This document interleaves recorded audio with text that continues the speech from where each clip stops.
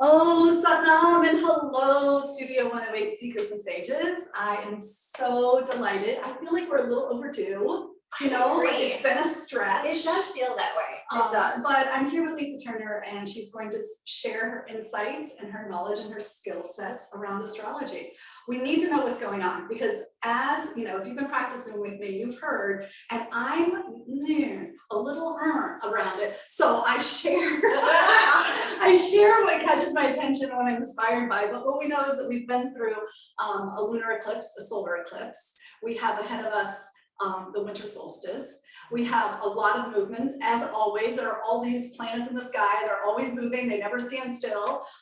And so Lisa's going to clue us in. She's going to, set us up for a December to remember. Yeah. So I printed a chart for the solstice. So the chart that I'm looking at is actually December 21st. And one of the things that has popped out at me, and I was telling Tracy earlier, I went back to our Retrograde podcast. That was the October 9th, something beginning of October? Because I started to touch on how Venus was going to go retrograde and some of the themes that might start to come up during this Venus retrograde regarding commitment, relationships, money.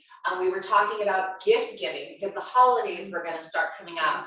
I was putting up a tree at my new house and I was going through ornaments that my sons have made and putting them on the tree, and that feeling of, history.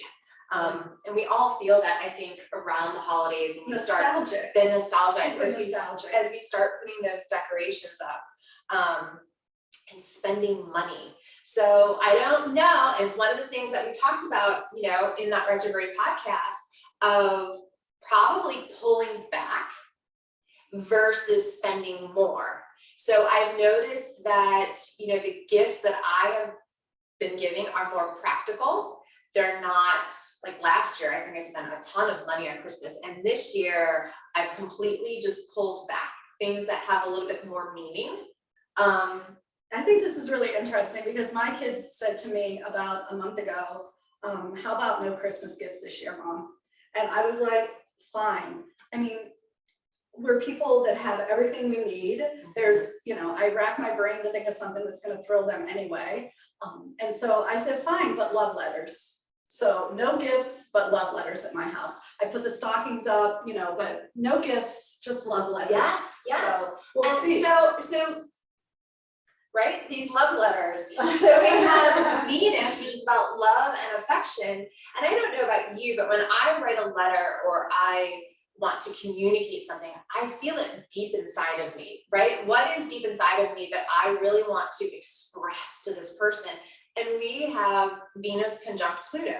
So we are being asked to go deep within inside ourselves, and express, affection, secrets, any of those things. I feel like appreciation too. Like when I write a letter, I'm able to really tap into, like on the soul level, how much I appreciate certain people in my life or certain, gifts how that they've changed you.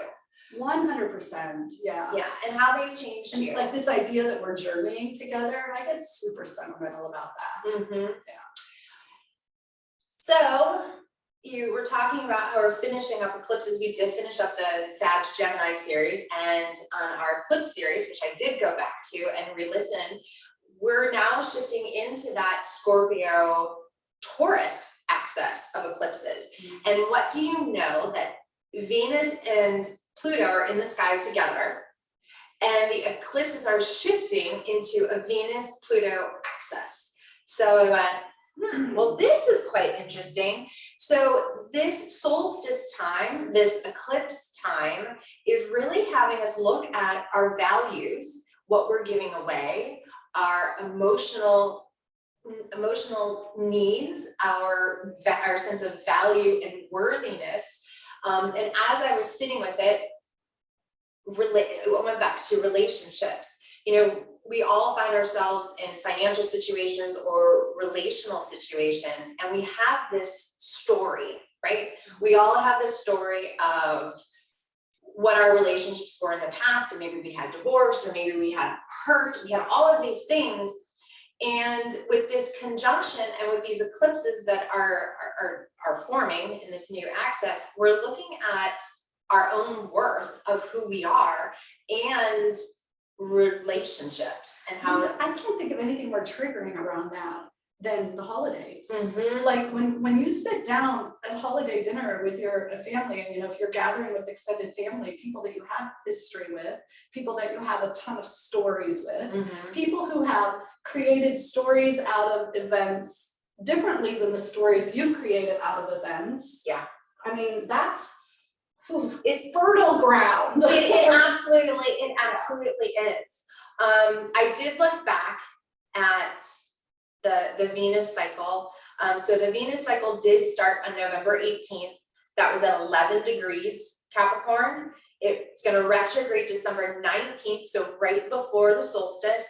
Then it's going to go direct January 29th, and then it clears everything March 3rd of 2022. So that's a long Venus story that, as I was looking at it, kind of sets us up for what we're going to be working with eclipse energy, right? Mm-hmm. And I feel like when I look at like a transition through that kind of time, it reminds me that the story isn't necessarily over. The conversation isn't over. Right. Like we have conversations with people, and then we continue the conversation when we run into them again 2 weeks later, or we text them, a week after that. So like the whole conversation is going to last between the 19th of December until March 3rd for the final clear of the retrograde out of shadow, right? And so it's going to be a long conversation. And notice what was happening around November 18th. We were just approaching Thanksgiving, right? So just noticing those cycles. The other thing that I wanted to mention is Venus in Capricorn is not very romantic. Oh, good. It's very practical. It's why are we committed to one another? What do I want to commit to? Osho, I forgot to print it out, but Osho had this great little write-up on intimacy, and we all have, and we can apply this financially as well. We all have this fear of, I'm only going to go so deep into you, and you're only going to go so deep into me, and I'm not going to go past that point. If you're only going this far, I'm only going to go this far. And Pluto conjunct Venus, it's going to bring up those, well, how deep am I really going? Mm-hmm. Right? Mm-hmm. I think I mentioned this in one of the podcasts that we did not too long ago, but commitment. If you've been burned in marriage, in divorce, especially when it comes around finances, you may have a little bit more hesitant. You might be a little bit more hesitant to do it again, or how do you do it differently? And these are our stories. These are like our stories, our wounds, our traumas. And so there's a lot that goes into that covert, that underbelly conversation. Mm-hmm. So vulnerability, hurt, commitment, security, financially, physically, what is our worth to ourselves, to another person? Are we in a relationship that we are not truly valued, where we're giving too much power, our power away? Mm-hmm. Notice those themes. I do have a ritual that I do at the end of the year, and as I was looking at the chart, and I was looking at and thinking about how I want to put my ritual together, I was thinking of abundance. When we think of Venus, we think of abundance. Right. We think of money. We think of money, love, attraction, values, chocolate wine, what we like and what we dislike. And with Pluto there, it reminded me of let's get ugly, right? Let's strip everything away. And what does abundance really mean?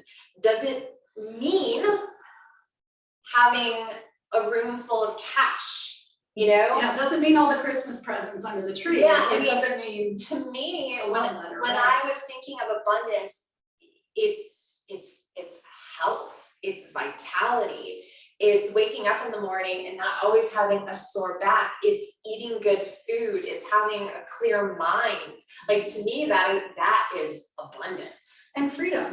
It's like the capacity to do what you want to do and enjoy your life and not be, you know, a slave to this, that, or the other thing. Yeah, and part of this solstice has the Saturn-Uranus square. So we're still working with that story of change, of what's old, of what's new, of where we want to grow, what we're holding on to, as part of that cycle as well. Ritual. Yes, the ritual. I've been doing this ritual for a really long time. And the ritual is, I write a list of all the things that have happened in the closing year. So it would be 2021, that, you know what, I lived it, I experienced it, and I want to leave it in 2021. I have written down anything from physical ailments to behavioral patterns that I'm just like, you know what, these aren't good. Like, I really need to let's leave that in the year ending. Potato chips. Yeah, Might need to be on my 2021 list. I really need to leave that. And that's my burn list. And then my other list are the things that I want to manifest. And here's the thing with the manifest part. Not everything is meant for me. And not everything is meant to happen in 2022. Maybe it's on that list and it doesn't manifest itself until 2025, because we live in a really smart universe. We have this amazing God that supports us and guides us in the timing that we need. So I write this list and I seal it in an envelope. And it's really important that you seal it in an envelope and then you write the year on it. So I would write 2022 on the list. And I light one candle for the past, for the year coming to an end, and to honor that. I light one candle for the present, and the third candle is for the future, but it's for the future, it's just to light that way. So not knowing what's really going to manifest, but trusting that whatever manifests in the year ahead, that's what's meant for me. I really feel like there's a lot of maturity in that too, in recognizing, appreciating, and honoring the mystery. It's like, yeah, I have my list, but I'm not going to be like balls to the walls about my list, because there's this light that will just show me. Exactly. Exactly. And we're gaining light. Yes. Right. And we're gaining light at the solstice. And this is the process. The process of life is through this cycle. And so I don't have to do anything other than honor that. Exactly. And then what I do is I hide the envelope. Do you? I hide the envelope. Do you ever find them? Sometimes it's years later. Wow. And once you find the envelope, then you open it. Gotcha. And I love to see how much has manifested from the time that I wrote the list to the time that I opened it. Okay, so what is, now we have a whole other conversation, forget the start. I want to know, what is the longest you've been? Like, how long had it been since you found one? At least 3 years. So it's been 3 years and later. Yes. There are some that I have not found. Really? Yeah. And you just don't even remember where you put them? No, I don't. Yeah. And some of them I could have thrown out on accident, right? Because they're moving. I mean, who knows? But that to me is like, so like, share one thing. This is the tea right here. Share one thing that has maybe been that you've manifested. You're like, oh my gosh, and it happened. So when I started studying astrology, or when I started going through my YTT, I just felt guided to do it. Yeah. Really didn't know what was going to happen. Like, I never really saw myself sitting with clients. I never really saw myself teaching. Gotcha. But like, I'm gonna write it on the list because maybe that is what's meant for me. Right. And I wanted to be successful at it. So my idea of success could be completely different than somebody else's idea of success. But years later, as I open the letter, I am a consulting astrologer, and I have clients, and I'm a teacher, and I'm going to different, you know, programs to teach astrology, and That's success, girl. so that's, you know, that's success to me. Yeah, awesome. So something I would have never truly have thought would have, you know, manifested itself, but it did. Any bummers? There are things that I have burned that have kind of carried over. But that's just, that was always my way of, you know what, it's something I need to work on a little bit more to let go. And I do think there's process in that. So like the first time you burn it, maybe the grip is just a little lighter the next time around. Yeah. And then just put it back on the list and burn it again. Because some things are, like, they have to be chipped away at. There are patterns that we hold that we don't even know, lifetimes old, generational old, could be from our culture that come through us that we're clearing, not for us as an individual, but for a collective. The one that comes to mind as you speak of this, and I can tie this back into this Venus retrograde transit that we're getting ready to have, because Venus retrograde, it can really knock our worth. We can have a poor sense of self-esteem. So if you've noticed this, and like I've been totally guilty of this as I'm feeling this conjunction start to happen, it can wear on us, where we have this low self-esteem, our worthiness, insecurities about not only ourselves, but about spending money. Oh my gosh, I don't have enough, right? We feel that sense of lack. And one of the things that I burned for quite a long time was about self-love. It took me a very, very long time, and I've told my students this story before, but I had a there's a thing called dermaplaning where they they do your skin so it's like nice and like soft. And They pass it up to make it soft is what they do. You know, I had it done, like, hey, let's try. Yeah. And I had it done, and I have oily and acne prone skin. And when I tell you that I broke out like all over, I'm telling you, I broke out all over, and it took a good year. Wow. No joke. Like, I didn't leave my house. Like, it was really hard emotionally, right? I mean, it's Venus. Ooh. It's not only what we feel our worth is and our own attractiveness, but how we feel attracted, pulling people towards us. Yeah. So that really set off self-love for me. I had to learn the value of my own worth. It didn't matter what I looked like. Yeah. I had to know that worth. And I would look in the mirror every day telling myself, I love you just the way that you are. And it took me a very long time to say it without crying and to truly mean it. Yeah. So when I said it just a little bit ago, this Venus Pluto, show me your ugly, strip it away. You know, it's very easy to love someone or to love life when things are going well, when you're not sick, when you're not, someone's losing their job and you have to pull up your bootstraps and push through. I am not a tarot card reader, but I did pull 2 cards just to kind of see if I was feeling the energy right. And the 2 cards I pulled were the 9 of Wands. And that is about staying the course, right? When you feel like you are ready to give up. That second card was the 9 of Coins, about abundance, the fruits of your labor. You know, she is that independent woman. She reminds me of that Taurus, Venus and Taurus.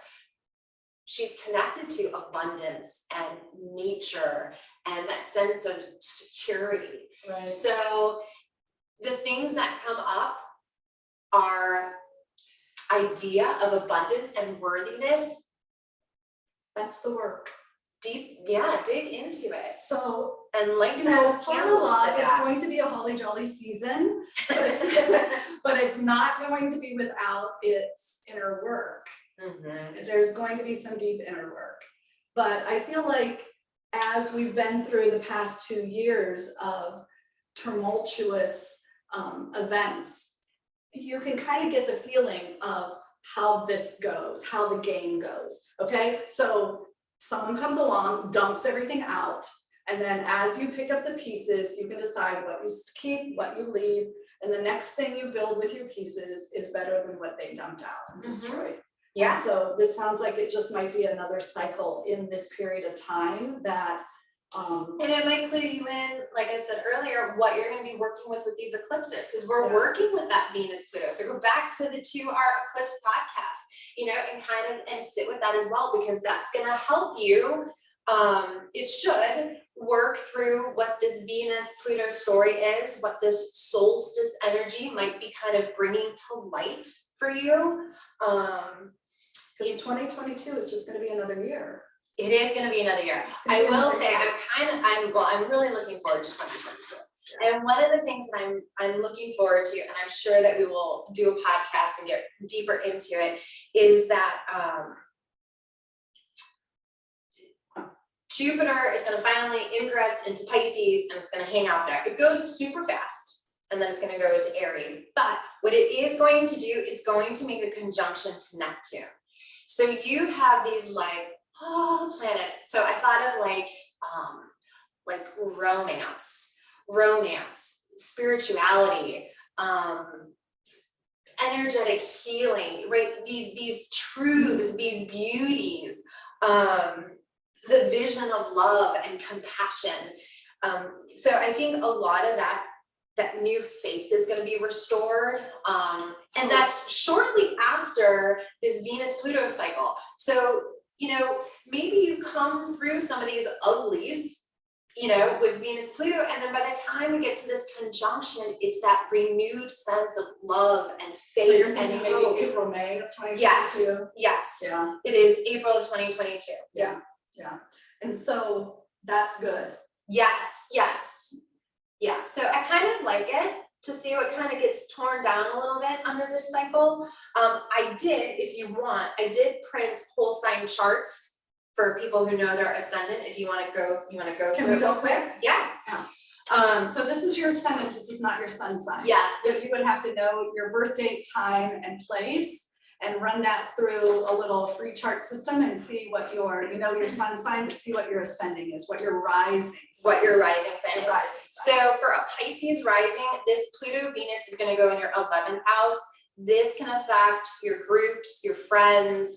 It can affect your dreams, your wishes for the future. That's you. That would, yes. You're Pisces rising. I'm a Pisces rising. So as I was looking at it, I don't feel right now as though it's affecting my groups of friends. But I do feel wholeheartedly that it's what do I want for the future? Gotcha. What do I want for the future? Your Aries risings, that is going to be in your 10th house. So that is about career, public status, right? Do you want to make changes in your career? Have you become a boss, right? Have you taken some sense of authority that you notice are starting, is it starting to change? Your Taurus rising, again, is going to be in the 9th house.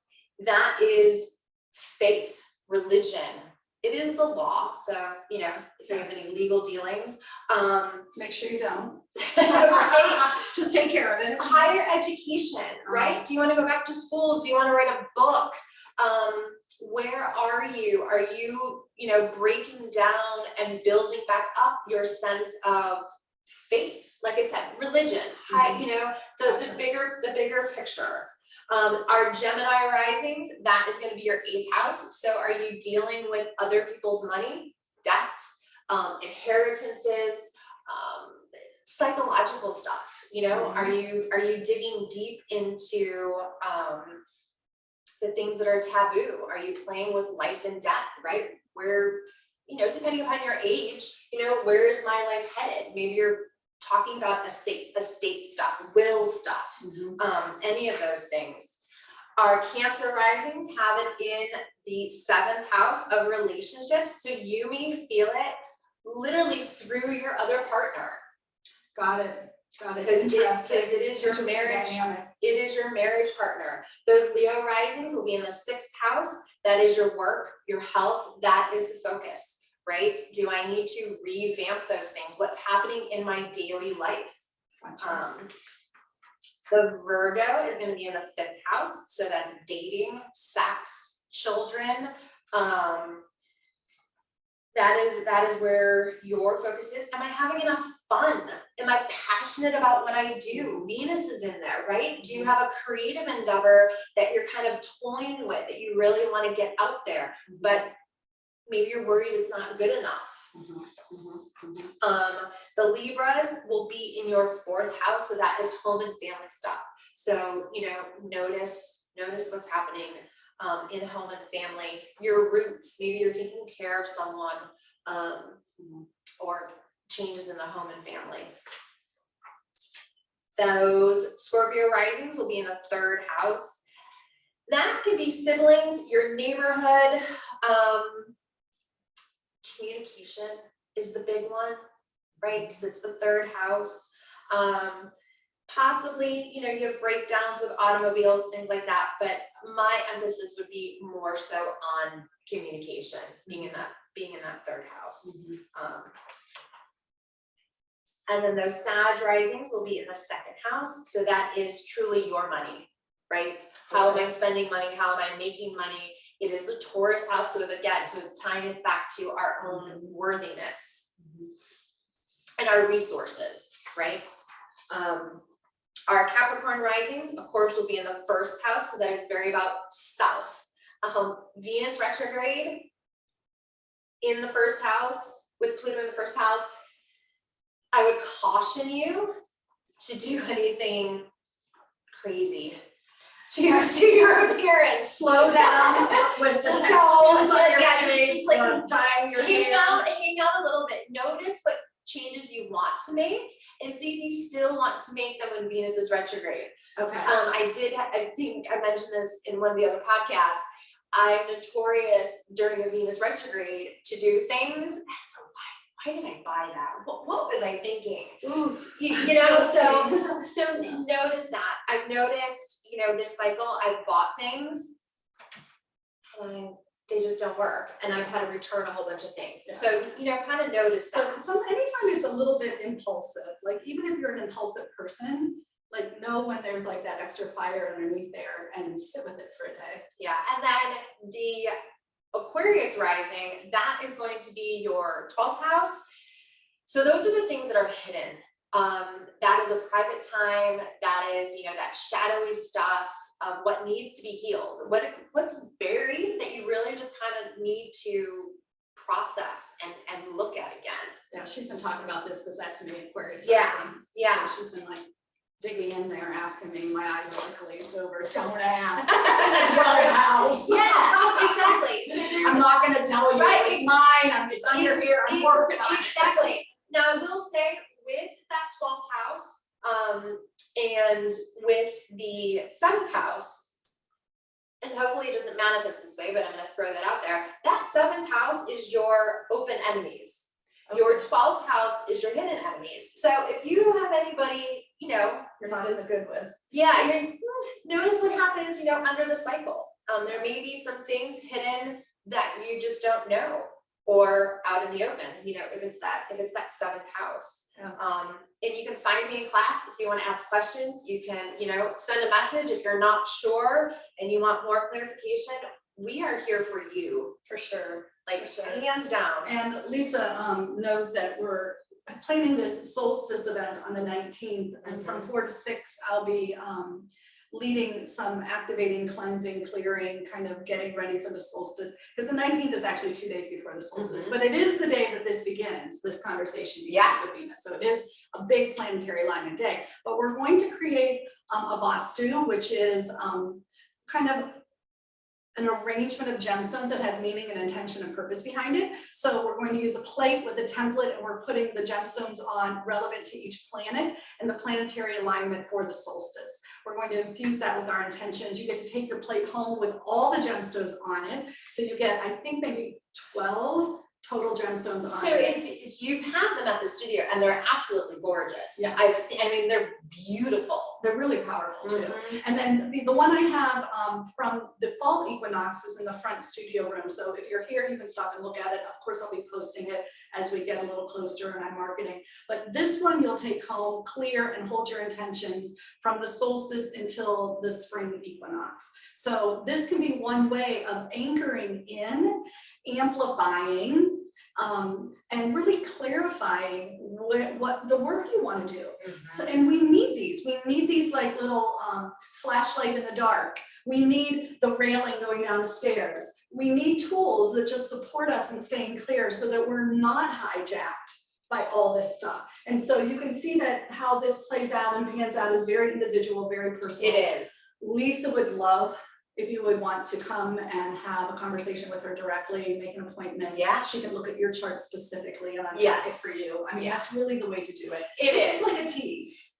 Sorta. Yeah. Yeah. Because Because it's some you're big just giving you an ideas. idea, you know, but you have, everybody has their own stuff going on. So as I was telling Tracy, you know, I'm looking at my 11th house, Pluto, Venus, but trying to ignore all the stuff I know that's happening in my chart and just focus on this one thing because our lives are fluid. Yeah, yeah. You know, if we could only compartmentalize our life like an astrology chart, Yeah, you that know, would be it really doesn't, nice, but yeah. it doesn't, even the astrology chart isn't compartmentalized. It still flows and moves into all these other houses. Yeah. So, you know, that's the way life is. But I'm going to include Lisa's email at the bottom of the comments so that you have a way. Is that Yeah. fine? Yeah, and reach go out to back her. and listen to the retrograde, because Venus retrograde is in there.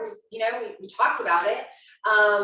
And even the eclipse to kind of give you that feel so that when you do come to the solstice gathering, you have that I guess that mind set of what your intention is. You know, it'll help gather that feeling for you. Yeah, I mean, you can't wait until December 31st and then sit down No. and plan for the new year. I mean, it is a process. It is. So this whole month, it's like having a birthday month. Yes. We're having this end of the year month and you get to kind of like clean out one closet at a time and really process what we'd like to. And we all have phones now. So for me, once I have this intention of, okay, what does abundance mean for me that I want to, you know, look at or work through in 2022, I have to jot things down on my phone as they come up because I will forget. Yeah, keep a notes page. Yeah. Great tip. Yeah, Awesome. absolutely. Oh my goodness, namaste. Namaste. Thank you. Thanks for I will joining be us. in class on Wednesday. Wednesdays, Yes. 9 a.m., 5:30 p.m. Yes.